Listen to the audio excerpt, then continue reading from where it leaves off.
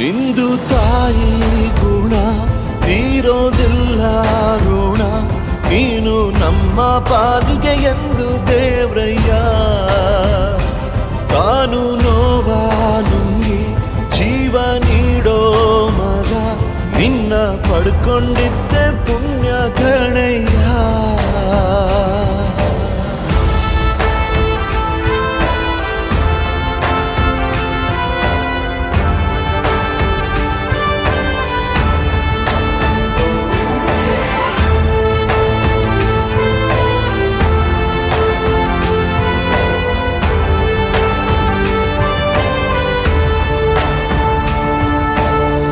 ಅನ್ನ ಕೊಡೋ ಭೂಮಿನು ಹೊಗಳುತ್ತಿದೆ ನಿನ್ನನ್ನು, ಊರನ್ನೇ ಬೆಳಗೋ ವಜ್ರ ನೀನು.